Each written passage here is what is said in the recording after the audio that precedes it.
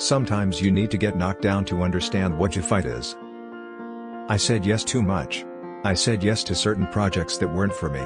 It was somebody else's vision and somebody else's dream and somebody else's artistic endeavor, but it didn't necessarily fit in my grand scheme. There's nothing more stressful than your stomach growling. I don't read reviews, but I do get feedback from my peers and people I know, like other actors and directors and producers. You might have one thing in your head, but the things you're doing don't really lead down the right road, necessarily. When you're young, you don't want to hear that. You think you can do everything, be all things. I'm not afraid to work. People don't want to experience change, they just want to wake up, and it's different. Guys are natural problem solvers, they like to have strategies. As a director, it is important to understand the actor's process. The number one rule of acting is, do not seek approval from the audience. People don't realize that. You can't do stuff to get applause. You have to live in the truth. I got scars from every film I've done, every TV show. When you're doing a character, you want to know the full landscape. You want to know them spiritually, mentally and physically. I think the most stressful time of my life was when I was in New York, and I didn't have money to pay my rent. Some people would view Jackie Robinson as a very safe African American, a docile figure who had a tendency to try to get along with everyone, and when you look at his history, you learn that he is this fire that allows him to take this punishment but also figure out savvy ways of giving it back. I try to look at every role the same way, regardless of whether the character is real or the character is a fantasy. I always start from myself, because you have to know yourself first. I just think people have been very gracious and welcoming me on set, and even off set.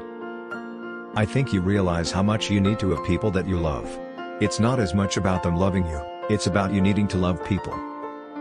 When you play characters, you shouldn't just be putting on their characteristics, you should be finding it inside yourself. I majored in directing.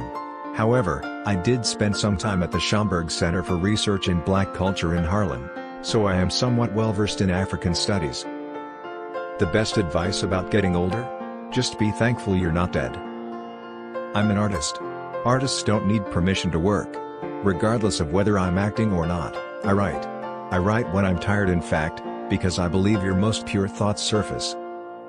I know that baseball players have certain rituals or habits that they develop, because sometimes it becomes somewhat superstitious if they get on a streak and want to do the same thing over and over again.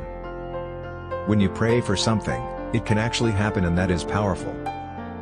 You're not free unless you can show the good and the bad, all sides of them. So to me, when I play a character, it's important that I can show every aspect of them.